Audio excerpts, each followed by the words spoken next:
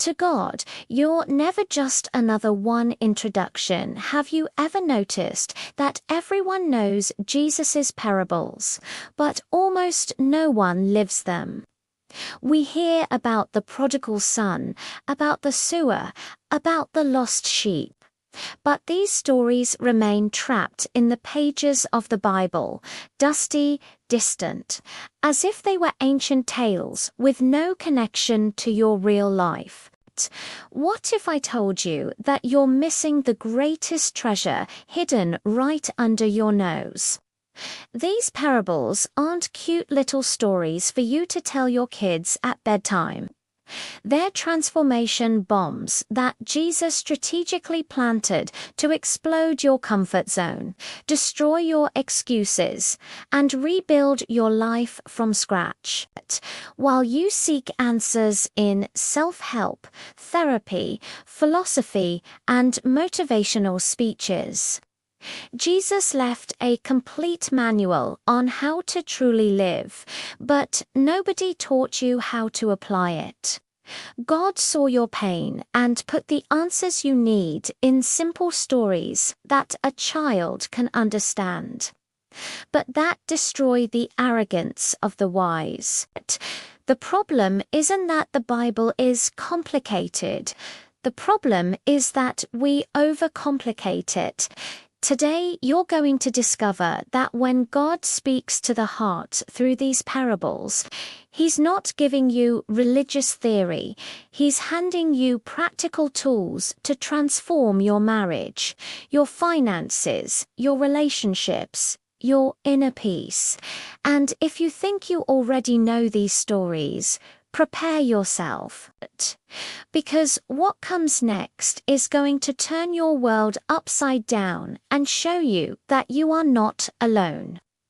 God is with you with a plan much bigger than you imagine. Deep biblical context. Imagine the scene. Jesus is there, surrounded by people that society had thrown away. Tax collectors, prostitutes, drunks, beggars, those people that everyone avoided on the street. And you know what makes this even more impressive? Jesus wasn't just near them. He was eating with them, laughing, talking, sharing the table. This was a scandal in that era, you see. The Pharisees, those religious men full of rules and traditions, couldn't swallow that. They whispered among themselves with that air of superiority. This man receives sinners and eats with them. To them, Jesus was staining his reputation, mixing with the rabble.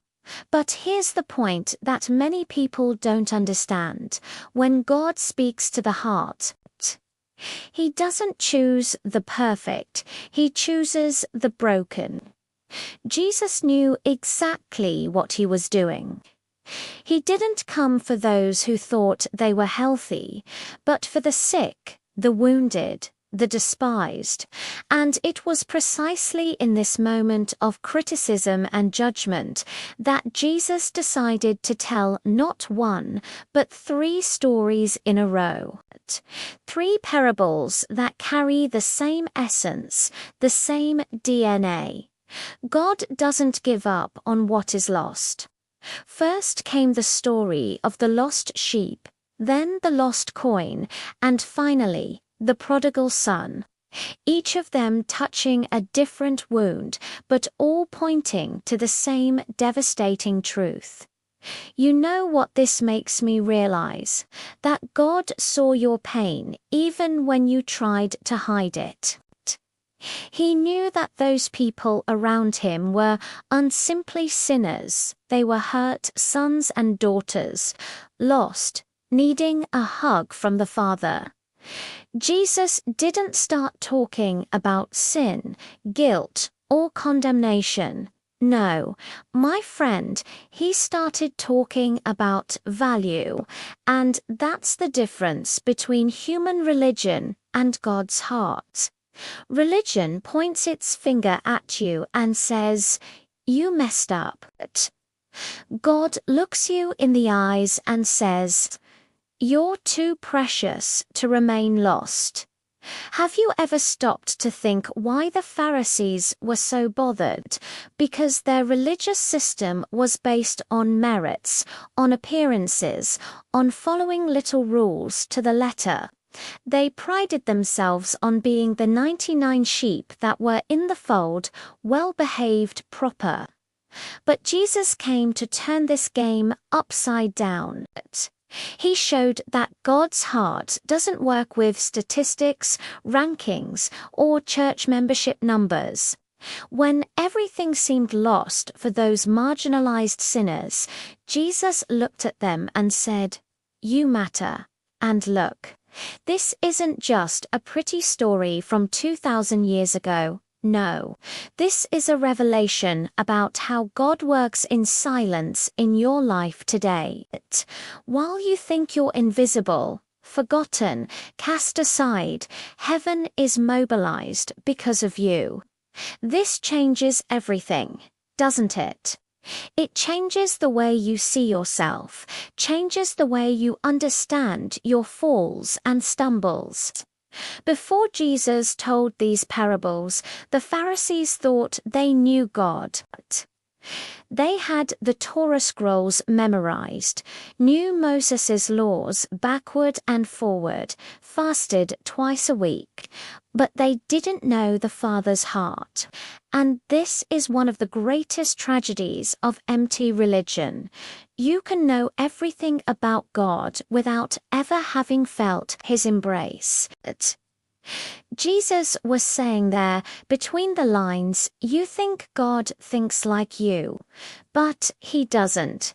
You despise sinners, but he seeks them. You build walls, but he builds bridges.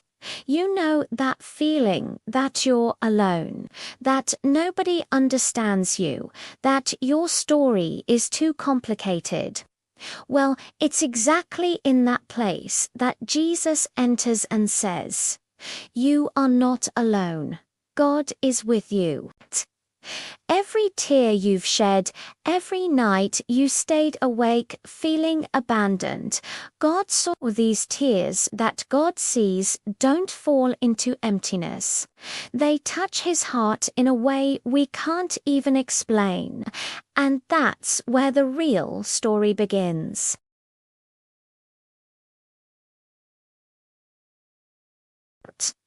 The sheep. The portrait of human beings. You know what's fascinating about this parable? Jesus didn't choose a rebellious, aggressive, or stubborn sheep to tell the story. He simply said, a sheep got lost. And here's a detail that changes everything. Sheep don't get lost on purpose. They don't wake up in the morning thinking, today I am going to stray from the flock and cause problems. It doesn't work like that. The sheep gets lost little by little, slowly, one step at a time. It sees greener grass up ahead, takes a step. Sees an interesting flower, takes another step. Gets distracted by something shiny, takes another step. And when it lifts its head and looks around, it realizes it's completely alone, lost, not knowing how it got back. This is the perfect photograph of how we get lost in life. Nobody gets lost suddenly. My friend, people get lost in silence, in small decisions, in concessions that seem harmless at the moment. And when you realize it, you're in a place you never imagined being. Think with me, how many times have you made a small concession thinking it wouldn't make a difference? Just this once, I won't pray. Just today, I'll watch that. Just now, I'll give in this area. These small choices accumulate like invisible bricks, building a wall between you and God without you realizing it. God sustained me so many times when I was on that dangerous path, but I insisted on continuing. The truth is that the sheep isn't rebellious by nature. It's vulnerable, distracted, fragile, and you know what else? It has no sense of direction. Once lost, it can't return alone. It becomes paralyzed, afraid, confused. Does this remind you of someone? Maybe yourself. That moment when you want to return to God but don't know how, feel too much shame, think you messed up so much that there's no way back. The sheep there, trembling with cold and fear, is you trying to find the way back and not being able to. Now comes the part that impacts me most. Jesus didn't say the sheep was bad. He didn't say it was sinful, immoral, or perverse. He only said it was lost. And there's a huge difference between being bad and being lost. You're not a rebel without a cause, my dear. You're wounded, you're tired, you're hurt. And many times people move away from God, not because they hate Him, but because they're carrying untreated wounds, unhealed hurts, unforgiven guilts. Think about that guy who stopped attending church after being judged, or that woman who pulled away after a romantic disappointment and became angry with God, or that young person who grew up hearing that God was a severe judge and never knew the God who is Father. When God speaks to the heart of these people, He doesn't shout, "Come back here." He whispers, "I know where you are, and I'm coming to get you." And here's the central point we can't ignore. The lost sheep can't save itself alone. It can try, it can bleat desperately, it can cry all night, but it depends completely on the shepherd. This destroys that religious idea that you need to fix yourself before returning to God. Lie. You come back broken, hurt, covered in mud, and it's He who cleans you, who restores you, who heals you. God heard your prayer that dawn when you cried asking for help. He heard every silent request, every sigh of despair. And even when heaven is silent but God is acting, know that He never stopped working in your story. The lost sheep doesn't need to find the shepherd. The shepherd is the one who finds it. Your only responsibility is to stop running, stop trying to solve everything alone, and allow Him to carry you back home. And that, my friend, is just the beginning of an even greater journey. The field and the 99 sheep. Now, pay attention to this part of the story because it's shocking. Does Auntie leave the 99 in the field and go after the one that was lost? When Jesus said this, the listeners must have widened their eyes. Wait, leave 99 sheep alone to go after one. That makes no sense from a practical, economic, or even logical standpoint. Any normal shepherd would do the math. I lost one.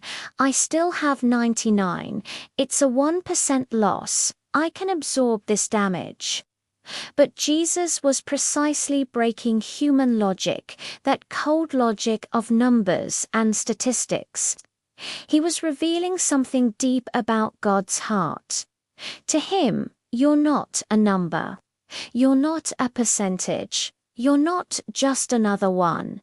Heaven doesn't work with statistics. It works with names.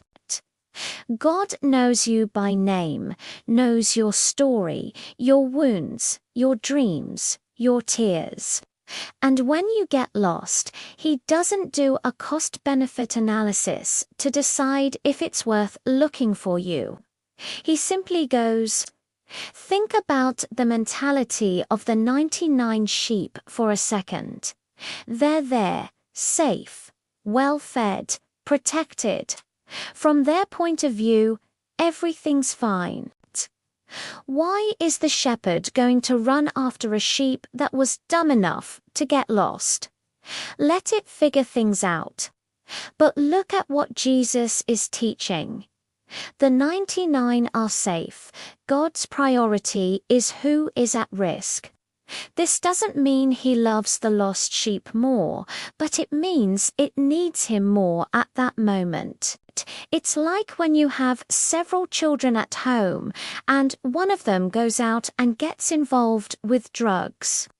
You do not abandon the others, but your heart turns toward the one who's in danger. When everything seemed lost for that one sheep, the shepherd left everything behind. And you know why? Because God saw your pain and can't stand still watching you suffer. This is the nature of true love. It's not passive. It's not indifferent. It doesn't wait for you to drag yourself back. It runs out to meet you. Now comes a hard but necessary truth. Many times the 99 sheep are the ones who complain most when God goes after the lost one. Have you seen this? Church people who turn up their noses when an ex-convict converts, when a prostitute enters the temple, when an addict takes the first step back. Why does God give so much attention to these sinners? This was exactly the question the Pharisees were asking. They thought they deserved God's attention because they followed the rules. Because they were proper, because they were always there. But Jesus is saying, you didn't understand anything. God doesn't compare you with anyone. He's not holding a competition of who's holiest, who fasts most, who prays most. Each sheep is unique. Each story is different. Each wound needs specific care. And if you're feeling forgotten because you're not lost enough to get attention, relax. God doesn't replace you. You don't need to get lost to be loved. You're already loved exactly where you are. But there's something even deeper here. Jesus is confronting the idea that God acts by human logic. We live in a world of meritocracy, of deserving, of exchange. If I do this, God will do that. If I behave properly, he'll bless me.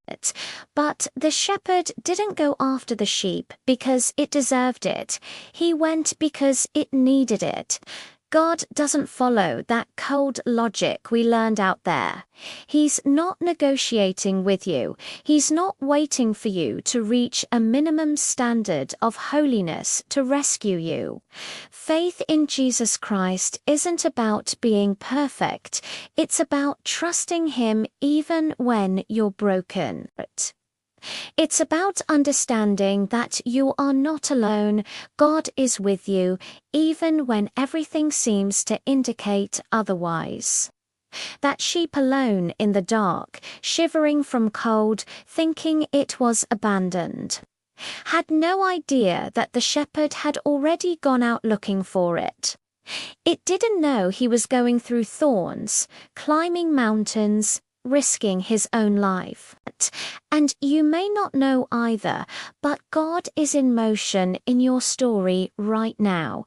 He hasn't given up on you, and what he does when he finds you will leave you speechless.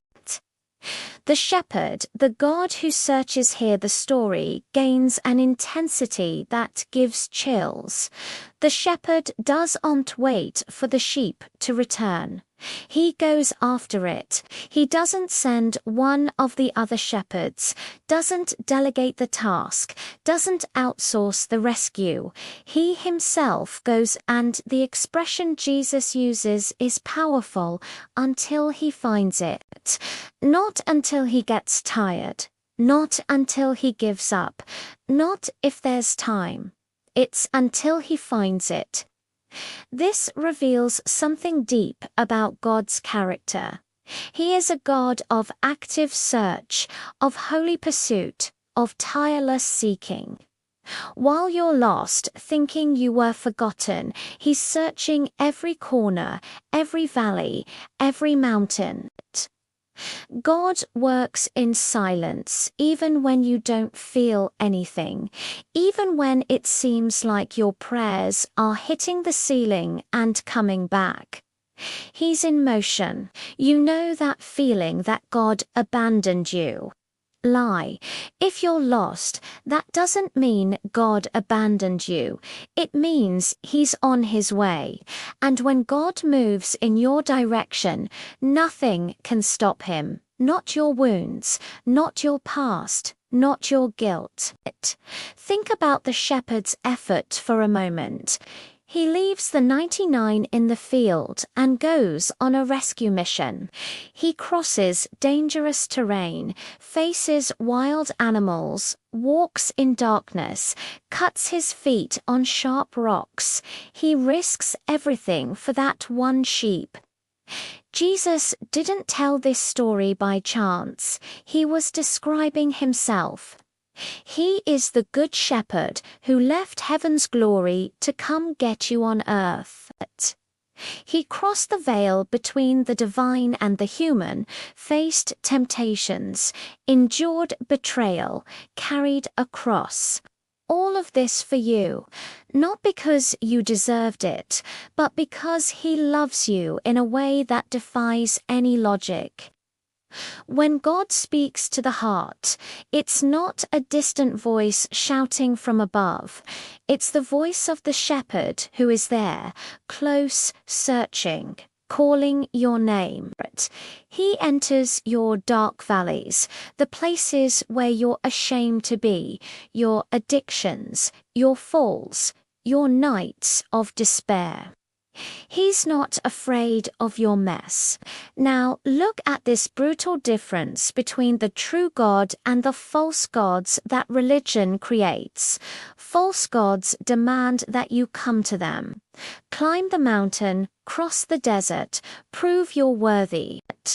But the God of Jesus, he comes down to you. He goes where you are. No matter how deep you fell, he descends even deeper. No matter how far you strayed, he walks even farther. You don't need to clean yourself to approach God. He approaches you dirty, broken, ashamed. God heard your prayer that dawn when you couldn't even form words properly, just cried. He heard and got up from the throne to get you. The tears that God sees aren't wasted. Each one of them touches his heart in a way that moves all of heaven. And you know what's most impressive? He doesn't come to rescue you with anger, with disappointment, with an "I told you so" face. He comes full of compassion. The shepherd in this parable isn't an employee fulfilling an obligation. He's someone who loves those sheep as if they were his children. And when he searches for the lost one, every passing minute increases his concern, his urgency, his desperation to find it. This is God with you. He's not calm, indifferent, waiting for you to crawl back. He's desperate to find you, to hold you in his arms, to tell you that everything's okay now. Jesus faced literal hell, crossed the abyss of death, broke the chains of the tomb, all of this to rescue you. And even now, when heaven is silent but God is acting, know that he hasn't stopped. He's crossing your emotional deserts, climbing your mountains of problems, facing your inner demons. God sustained me when I thought I was alone in that battle, and he'll sustain you too. The shepherd doesn't give up. He doesn't return home without you. And when he finally finds you, what happens next is breathtaking. The rescue the sheep on his shoulders, and then comes the most beautiful moment of the whole story. And when he finds it, he places it on his shoulders full of joy. Stop for a second and absorb this. The shepherd doesn't arrive at the sheep and say, "See, I warned you. Now you'll have to walk back alone because you need to learn a lesson." No. He places it on his shoulders. The sheep doesn't need to make any effort. It doesn't need to prove anything. It's simply carried. And there's more. The shepherd is full of joy. Not anger, not disappointment, joy. He's not doing an awkward favor. He's not fulfilling a boring obligation. He's happy to have found you. This completely changes how you see God, doesn't it? When you return to him, broken and ashamed, he doesn't rebuke you. He embraces you. God doesn't demand strength from those who are broken. He offers rest. This is the difference between religion and relationship. Religion says, "Get up and walk." Jesus says, "Let me carry you." Think about this sheep's condition when the shepherd finds it. It was probably exhausted, wounded, afraid, maybe even bleeding. Its legs were trembling. It had no more strength. And even so, the shepherd doesn't demand that it walk. He understands it's at its limit, that it gave everything it had. And that's exactly how many people come to Jesus' feet without strength, without hope, with nothing to offer. When you can't pray because the words won't come out, when you can't return to church because the shame is too great, when you feel too unworthy even to ask for forgiveness, it is exactly there that God carries you. You are not alone. God is with you even when you don't feel him. Even when it seems like your prayers are falling into emptiness, he's there placing you on his shoulders. God sustained me in moments when I didn't even have strength to breathe properly, and he'll sustain you too. Now look at the sheep's position. It's on the shepherd's shoulders. This means it's above everything, above the dangers of the path, above the sharp rocks, above the thorns. It has a privileged view. This is a beautiful image of what happens when you surrender completely to Jesus. You no longer see only your problems down there.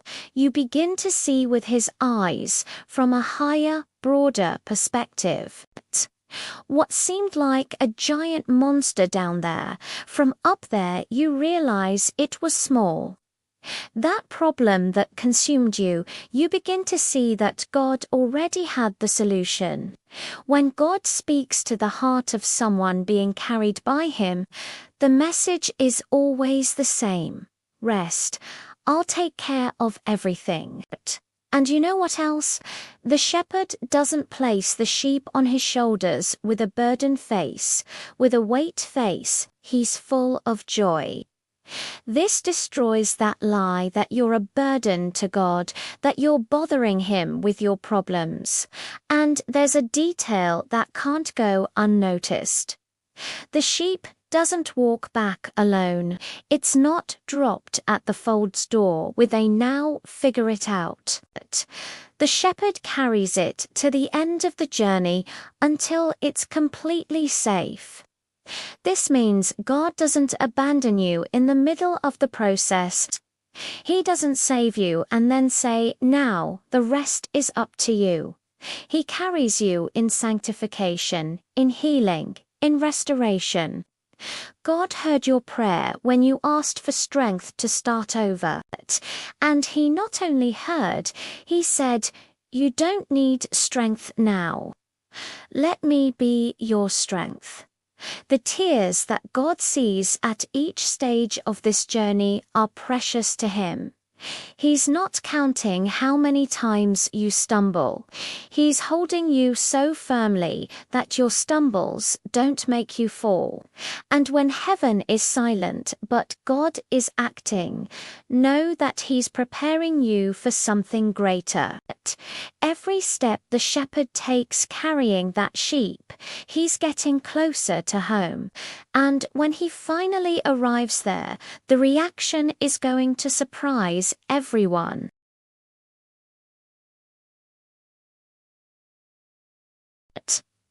Personal application, moment of silence now. Comes that moment when the story stops being about a sheep in Palestine 2,000 years ago and becomes about you. Here now, at this exact moment when you're reading these words. Let me ask you some questions, and I want you to be brutally honest with yourself. Where did you get lost? Was it in a betrayal that hurt you so deeply that you decided never to trust anyone again, not even God?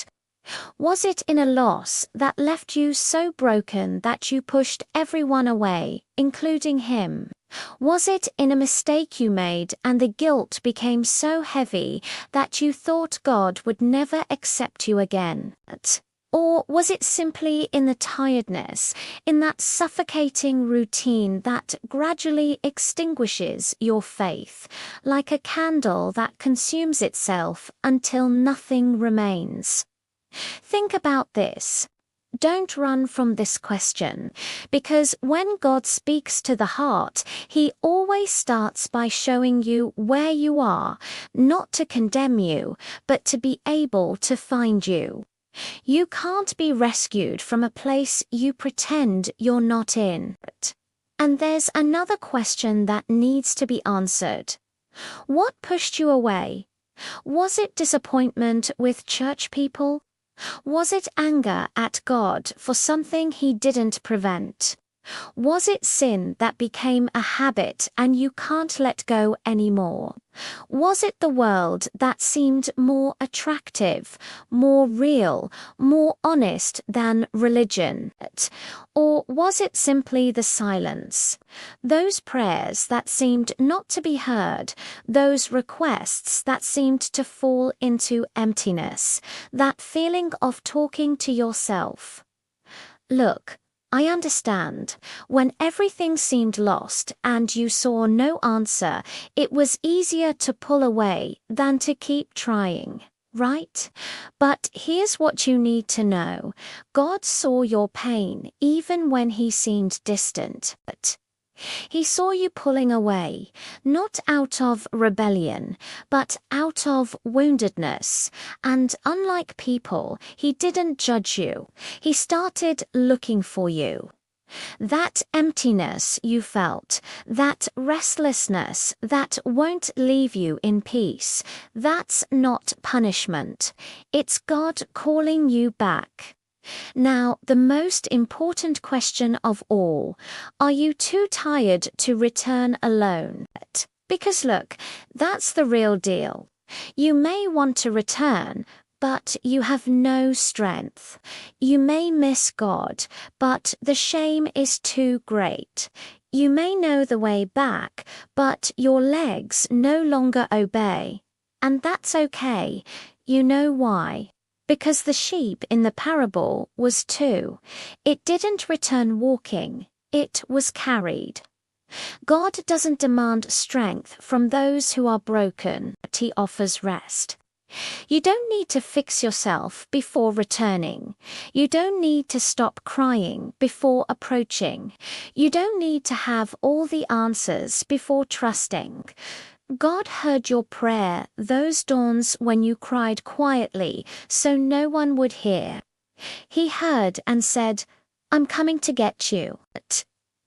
The tears that God sees are aren't a sign of weakness.